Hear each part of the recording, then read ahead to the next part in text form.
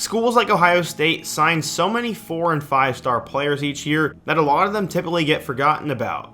That was how this player was treated early on in his Ohio State career, but after a breakout 2021 season, he established himself as one of the best defenders in the Big Ten, and someone who, if he played his cards right, could be a first or second round pick in 2023. After a blazing hot start to the 2022 season, unfortunately, the subject of today's video had a couple of bad performances and went from an Ohio State superstar with a second round grade to now someone who's undrafted and will be fighting to make a roster spot. Today, we're going to be talking about Ohio State's bullet, Ronnie Hickman. We're going to go through who this guy is, his journey to this point, and why his stock fell. But before we get started, be sure to leave a like if you want to support today's video, subscribe if you're new and love college football, let me know what player, team, topic, or situation I can cover next, and turn on post notifications so you never miss when I upload. Now, let's get started and talk about what happened to Ronnie Hickman. So going back in time, Ronnie would develop a cool nickname as a young kid, and many would start to call him Rocket. He said, quote, "It's because when I was younger, I would take off and run like a rocket and fall right back down. It's stuck with me ever since." Apparently his dad coined that phrase, and it's not a horrible nickname to have. Growing up in New Jersey, Hickman was on the East Coast and took a liking to one of their main sports out there, lacrosse. Personally, I've never played it myself, but I've heard it's a huge deal out there, and the recruiting for that gets insane. He became somewhat of a prodigy in middle school and was so quick and agile that he shocked lacrosse coaches and gained many offers. Ronnie would break out as a sophomore in football, which would change things, but he'd already become a star at his other sport. Hickman was committed to play Rutgers lacrosse early on in his high school career, and prior to a recent NCAA rule change, lacrosse prospects commonly made verbal commitments as early as 8th or 9th grade. Hickman became one of those as he was pledged to the Scarlet Knights. Another guy who you might know of who also did this was Tyler Buckner, who was committed to Michigan in middle school. By Hickman's freshman year, the coach became more convinced that he could be as good as any player that has walked through his high school, if not better. He said, quote, "He was a man amongst boys. He never came off the field and would never take games off on both sides of the ball." As a junior at DePaul Catholic, Hickman caught 44 passes for 809 yards and 10 touchdowns, and also had 47 tackles, 9 pass breakups, 2 interceptions, a TFL, and a quarterback hurry. One game in particular would epitomize Hickman's career, as this would come against St. Peter's Prep. Hickman would catch the team's only touchdown, and then right after that, went back on defense and made the game-saving pass deflection. Future Buckeye Cody Simons said, quote, "I don't like to admit this, but he kind of single-handedly beat us that night." By this time, Ronnie had become a 4-star recruit, but what was he going to be looking for in a school? He said, quote, "The biggest factors in my decision will be how comfortable I feel at the school and the opportunities the school has for me on and off the field." Eventually, he picked the Ohio State Buckeyes over Florida, Notre Dame, Penn State, Rutgers, and Virginia Tech. He said, quote, "It means everything. It's a dream come true. I've been a fan ever since I could walk, and Ohio State was my dream school, and I dreamed of getting an offer from there, so when I got that, I definitely had to go check it out, and it surpassed my expectations, which was really good." Why else did Ronnie choose the Buckeyes? He said they had the best of both worlds. He could make it to the next level and play in the NFL, and he could benefit from a degree from Ohio State and still be successful off the field. As a senior, Ronnie had 26 catches for 609 yards and 9 touchdowns, and he also had 17 tackles and 5 pass deflections, and that number is low because no one threw the ball his way. The only thing that could change his path was a coaching change, and after Urban Meyer retired, he would meet with new head coach Ryan Day and reaffirmed his commitment to the Buckeyes. He was your average Ohio State recruit. He got selected to play in the Army All-American game, and he said he remembered watching guys like Jalen Ramsey, Odell Beckham, and Patrick Peterson play in the All-American Bowl, so getting invited to the event was a huge deal for him. He said it was a dream come true, and he grew up watching the prestigious event and seeing all the players that came through it. Since Ohio State brings in so many big-time players, a lot of them can get lost in the mix, but Hickman had some real potential. What did scouts have to say? One said, quote, "Hickman is an extremely smart player, a rangy safety, is capable in coverage, and more than willing to hit.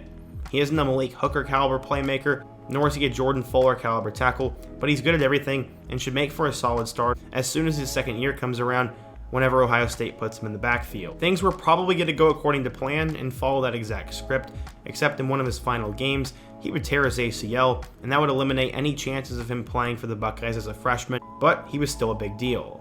According to 24/7 Sports, Ronnie Hickman was a 4-star recruit, the number 10 safety, and the 115th best player in the class of 2019. So, how would Hickman end up doing at Ohio State? When Hickman would arrive at Ohio State, he wouldn't really get a chance to do much early on. Part of that was due to his injury and just the amount of depth in front of him, and Hickman would have to figure some things out. In 2020, he appeared in 2 total games, finishing with 5 tackles against Michigan State and Rutgers. In 2021, Hickman would break out. He could have transferred like a lot of other players, as he knew a starting role was not promised heading into the fall, but he was willing to play special teams or do anything he needed to do to get on the field. In their first game against Minnesota, Hickman would become a star, finishing with 11 tackles in their road victory. After that, he put up 10 tackles in their loss to number 12 Oregon, and he was the breakout player of 2021 for the Buckeyes. He became OSU's starting bullet, which is essentially a hybrid between safety and linebacker. Hickman would continue to play well, as he'd have back-to-back interceptions against Tulsa and Akron, 11 tackles against Rutgers, and then 14 tackles in a win over number 20 Penn State. Hickman had become one of the bright young stars in college football, and continued to play well throughout the rest of the year.